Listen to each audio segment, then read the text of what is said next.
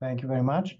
Good afternoon, ladies and gentlemen. I'm very sorry I can't be with you in person, but thank you very much for the opportunity to give me to give you the talk remotely. As you have heard, I'm a clinician, I'm a neurologist, and the head of a neurological department with about 130 beds in the acute neurology and the early neurological rehabilitation. So my talk is in general about the digitalization in a clinical setting from the perspective of someone dealing with medical and administrative challenges in a hospital. But of course, it's a large topic and I can only scratch the surface of it during my talk. I have no conflicts of interest. Not many people seem to know this, but digitalization in clinical medicine started a long time ago in the 1950s and 60s. And one of the first uses of computers was patient data management and later on medical statistics. Here you can see an example from Vienna, Austria, with this core unit for medical statistics of the medical faculty there. And scientists were using computers trying to correlate symptoms with diseases. That's only an example of the early use of computers in medicine. This is an example of somehow pioneer doctor in the 1960s. In Germany, he was an internal medicine doctor who had a computer in his own private practice. That was sensational back then. It was an IBM 1130. It was a very large computer and very slow computer for our standards now, but now back then it was the most affordable personal computer. So this doctor, Dr. Schmidt, that was his name, used this computer with punched cards to document the symptoms of his patients and created a matrix with symptom-disease correlations.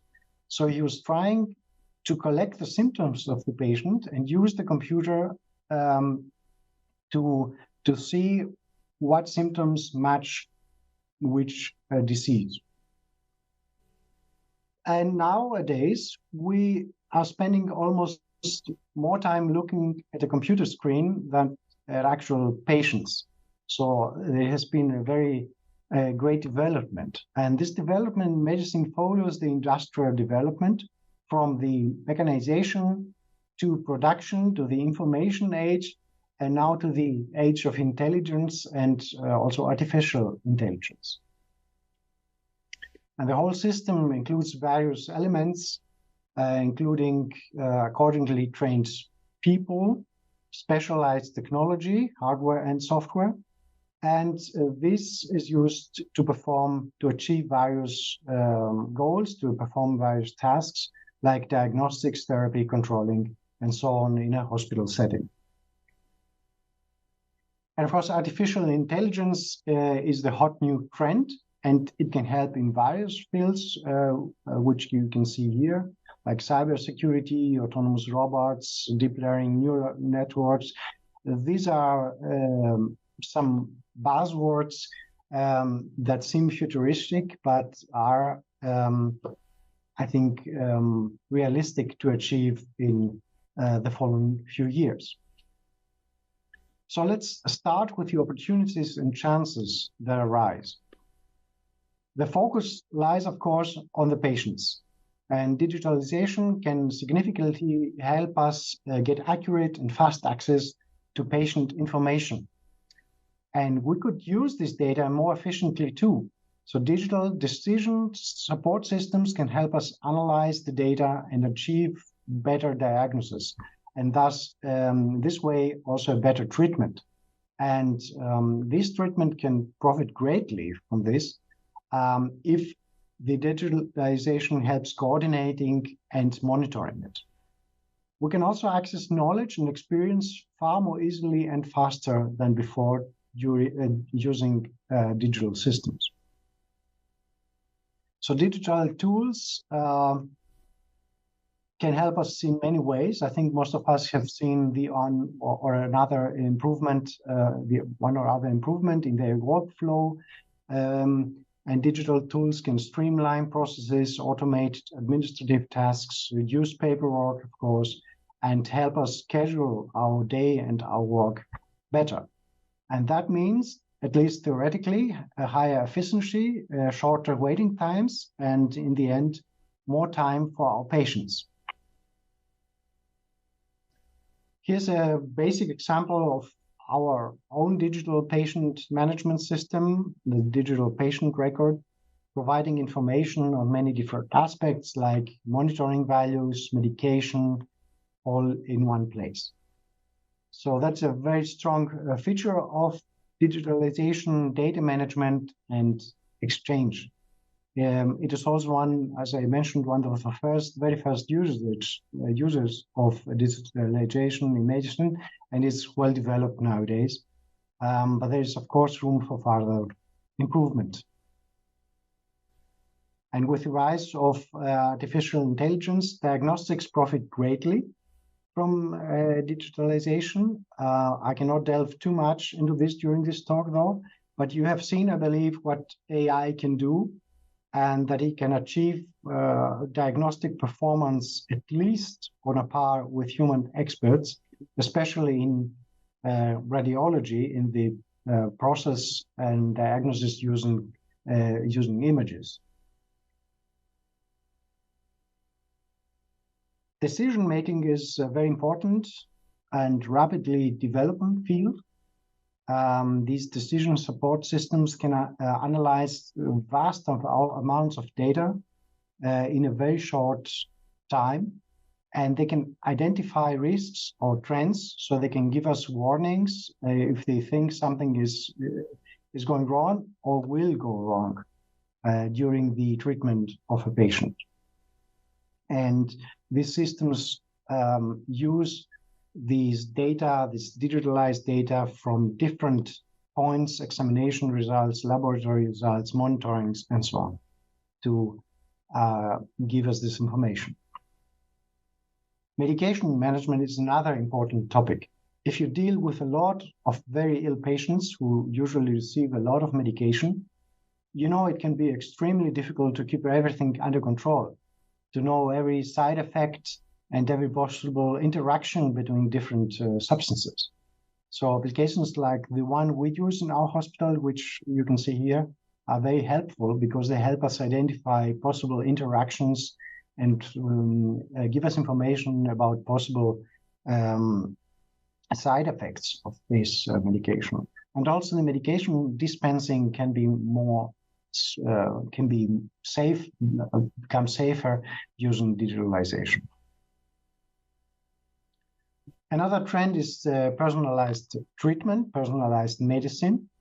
Every patient is different, and it can be rather difficult to take all the individual characteristics of the patient, the history, the medication into account without support from digital systems. And so digital systems can help us here too. Genetics are also fast developing. So it's quite possible that genetic profiles could play a role in treatment plans in the future. They do play a role in some cases nowadays too. But the whole thing is not something doctors can achieve without proper digitalization and computer support, because it becomes too complex with the amount of information available. Another important opportunity is patient empowerment. Patients can get more control and information about their disease and treatment.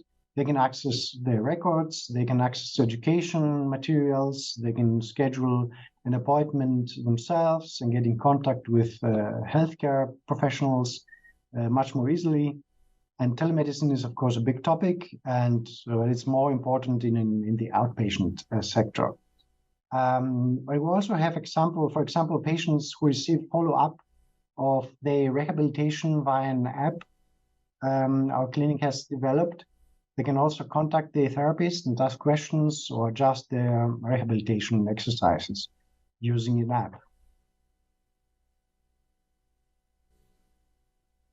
Research can also greatly profit from digitalization and easily accessible data in large amounts and a system analysis of this data. We can find out more about diseases, their course and their treatment, and patients enrolled in clinical trials can be monitored more easily and precisely, and so on. As I think many hospitals have already done, we implemented an e-learning platform for the continuous, flexible, and always up-to-date education of our staff. And documents like standard operating procedures and so on can be made readily accessible for everyone.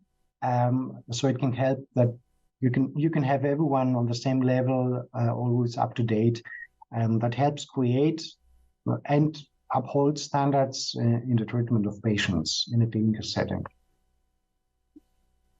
And you have probably heard that there are difficult times for hospitals, at least in Germany, and cost savings and optimization of reimbursement are crucial for hospitals if they want to survive.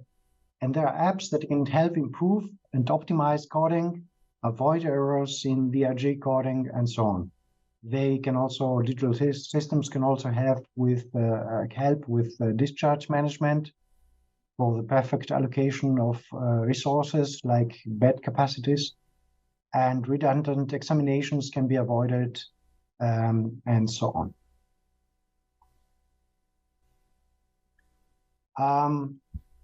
Like many hospitals, we also have an emergency room.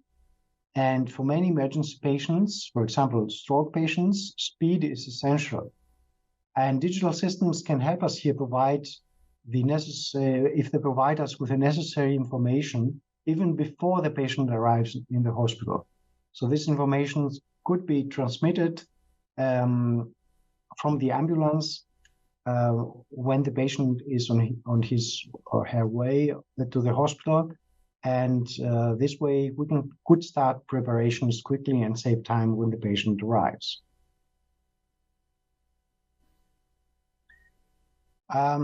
That's how a highly digitized and computerized acute management could look like, with a digitally assisted history taking, with the creation of a digital twin for disease model and process optimization, with later on intelligent monitoring and interpretation of findings. Intelligent monitors interpret the data they gather and give smart alarms, for example.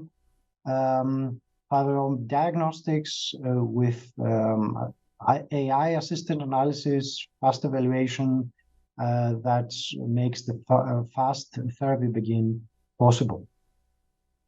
And then we can easily communicate the diagnosis, the treatment and therapy plans, and we can intelligently monitor the therapy by using digital systems and get also feedback from the systems on the patient using a lot of data. I already mentioned telemedicine, which can be very valuable, especially for patients in remote areas or with limited mobility, or patients with require specialized expertise, which is not available where they live. At least in Germany, this is mainly restricted to the outpatient setting, and doesn't affect the clinical setting in the hospital very much. But it's worth mentioning. So what do we clinicians need to make the most out of this very promising digitalization? First of all, we need a very good integration of the systems. The treatment of patients often involves different departments of a hospital, different healthcare professionals, other institutions, and of course the patients and their relatives. And they all need at least partially some kind of access to data and to be able to communicate properly. So digital systems, the digital system we use need to be integrated properly in this process. We also need digital patient records that are reliable, comprehensive, easy to use, and offer some kind of intelligence. Things I mentioned, like medication management, clinical decision support systems, and so on, need to be integrated into these digital patient records. I don't know what your experience is. I have seen and worked with many different medical applications, and their user interface is usually really bad. It's usually cluttered. It's full of small buttons that very much look like each other, complex menus, and often there's no taste at all, no love with the user interface. So we really need user-friendly interfaces which are easy to learn. And of course, in a hospital, we deal with highly confidential patient data, and we need a very high level of security. We need very good concepts against data breaches, cyber attacks, and these concepts have to be reviewed regularly, so we are able to find out any problems arising, any security holes, and so on. And well, even with the high complexity and high level of security we also need to remain flexible. It is, for example, very important for at least senior physicians to be able to have remote access to patient data. This is extremely useful when they are on call and need to quickly advise the resident physician in the hospital want to do remotely. One also has to keep in mind that technology advances quickly. Something you buy now may be obsolete in a few years or in a few months, or maybe you need to extend the system to support more departments in your hospital and so on. So we need our digital systems to be easily scalable, upgradable, and to easily adapt new technologies as they come.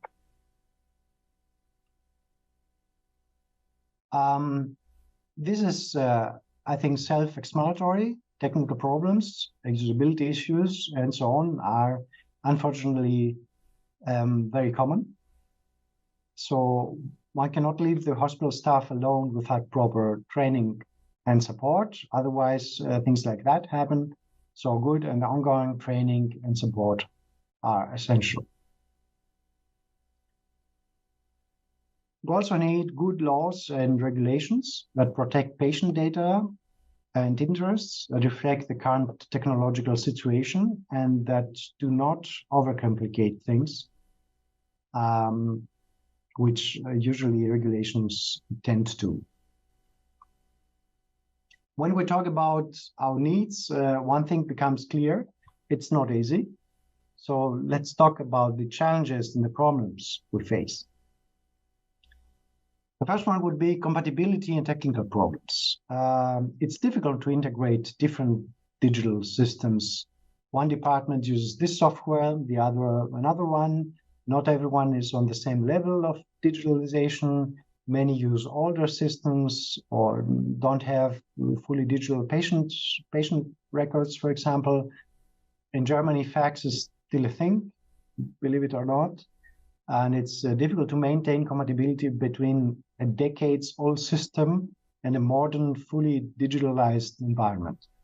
Also, it's difficult to set standards every hospital accepts. So we still have problems transmitting or receiving medical images from different hospitals because the systems are not compatible or simply not connected to each other.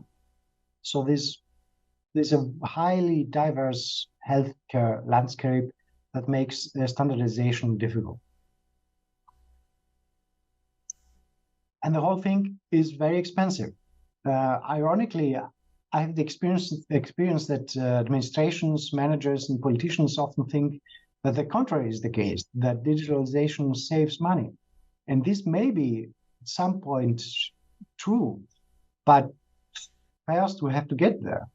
And it's difficult. You need resources to update the old hardware and software. If you can get it, because there is a supply shortage for all sorts of things. And if you get it, you need to find the people to install it and maintain it. And there is a staff shortage in IT departments. It may be because hospitals are not very competitive employers for IT people. They usually could earn more in other companies, I don't know, but it's a problem. And new technology is, of course, expensive. And if you manage to install everything and get it running, then you need to have constant maintenance, constant updates, and support 24/7. So if the system is down and everything is digital, nothing works, and the patients are in danger. Data security is the next challenge. This is from a local newspaper here at Lake Constance. It was about a cyber attack in a hospital near us. And it basically says that the staff had to work again with pen, paper, and fax after the attack. And this hospital was severely impaired even months after the cyber attack. So there's very sensitive information, as I have mentioned. The risk of hacker attacks is there. A high level of protection is necessary, but it's not easy to implement and usually gets in the way of accessibility and usability. You also have to comply with probably hundreds of regulations, at least in Germany, because we love regulations, as you may know. So it's not an easy task. The training and change management for digital environment is tricky. Not everyone is a digital native and understands computers easily, and unfriendly user interfaces, as I mentioned, don't make this easier. And of course, some things get easier with digitalization, but it also introduces new complexities and challenges for the personnel, which sometimes also resists this change. And last but not least, a lot of information and data can lead to information overflow and bad decision. The decision quality doesn't increase continuously with the amount of information. At some point, you get an information overload, and then your decisions may become coarse. There are also various ethical, legal, and political problems. Who is responsible and accountable if AI is involved in decisions, or if the software has a problem? Medical actions have to be justified, but how important is the role of decision support system in these cases? Digital applications are medical devices, at least in Germany, and are regulated very strictly. And the European Union has intensified medical devices laws recently and has very high requirements for tests and approval. And this is, of course, on one hand good. On the other hand, that means less competitiveness, I think. And I heard that the United States loosened these laws, actually allowing for more flexibility. And of course, there are also the product safety laws that require proven safety before the introduction and acceptance of liability afterwards. So it's not an easy field to navigate through.